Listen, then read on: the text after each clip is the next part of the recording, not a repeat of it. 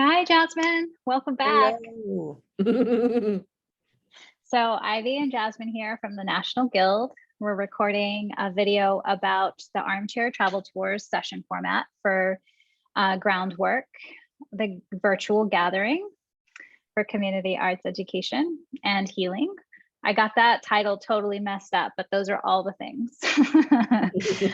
So Armchair Travel Tours. Jasmine, I think you've got some questions prepared for me today, so I'm going to do my best to answer them, but I should pause. I'd like to do an audio description for those of folks who are just listening in. My name is Ivy Young. I'm a fair-skinned, middle-aged woman. My hair is pulled back, so there's no bangs on my face. I have dark eyes and dark eyebrows. And today I am wearing a blue ikat print shirt, and my background is blurry and light. And I am Jasmine Huff. My pronouns are she, her. I am a brown Black woman with Black hair, which is pulled back, pinkish lip gloss, and I'm wearing a black shirt. Thank you, Jasmine. All right. What's your first question about the Armchair Travel Tour? So I'm going to take it away. So, yay, I love asking questions. So You're so good at it. I hear that the Armchair Travel Tours are asynchronous, pre-recorded. What are people looking at, and why is this not a live session? Okay, so exactly. They are pre-recorded sessions, and they could be video sessions where you take your cell phone, or if you have a video camera, because that's your artistic medium, you create a documentary with your video and you splice it together so that it's no longer than 20 minutes because folks are impatient and we like quick stories. Or it could be an audio file, like a podcast, where you're just doing audio and we're tuning in that way. The idea of it being pre-recorded is so that we can access your stories whenever we want throughout the Groundwork gathering and convening. And also the team at the Guild will know which Armchair Travel Tours relate to some of the other speakers and presenters, so we can uplift those stories. The reason that they're recorded is because we are in pandemic mode and we can't travel to be with each other. So this is an opportunity for you to show us your world, show us your practices, show us your community, bring in outside voices. Show and tell in early grade school was like some of the best part of school. So this is like a way to do show and tell, but you get to determine how you show and tell it. I love that, show and tell, and I get to decide how I show and tell it. So, and I love the opportunity to connect with people. So tell me, why is it up to 20 minutes?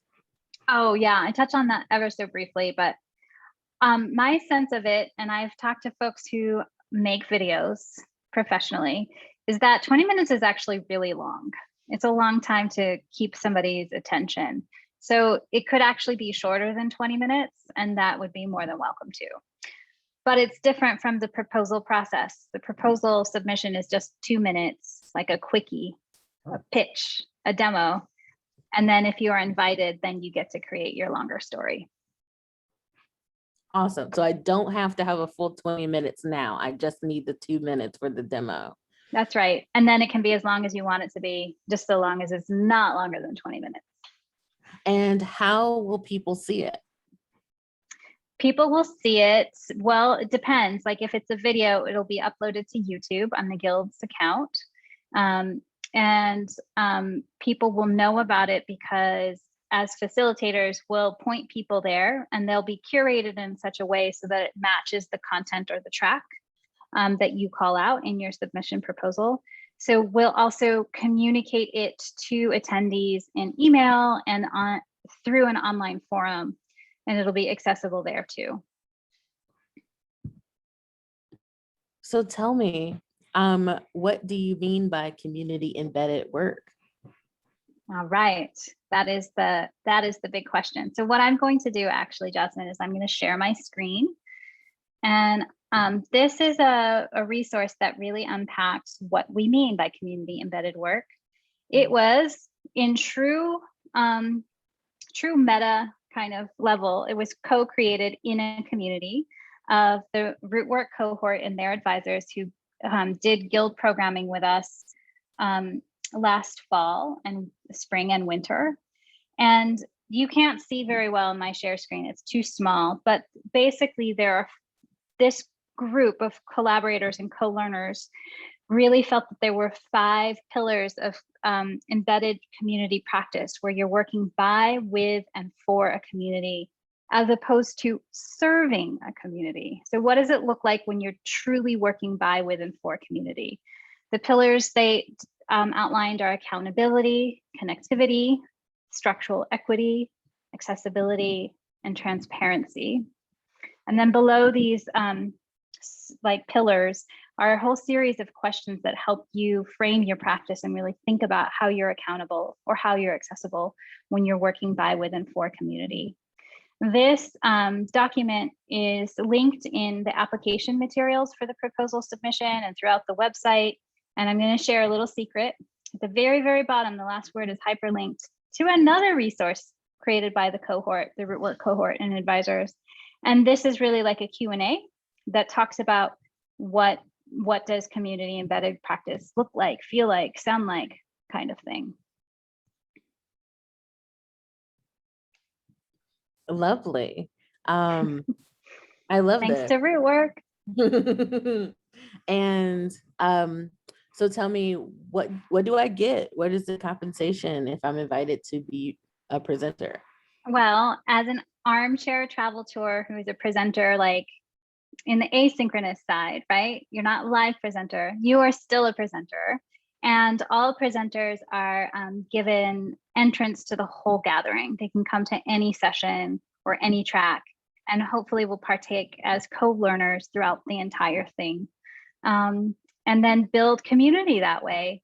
In addition, the guild will post your profile, photo, bio, and name, as well as your session description and the link to your recording for attendees on the website. Everyone else, whether or not they're attendees, will still see how brilliant you are because you will be featured on the Groundwork website. All right. Thank you so much, Jasmine. I love this. Thank you so much. I hope that everyone knows all the things about Armchair Travel Tours, and I can't wait to travel. See y'all.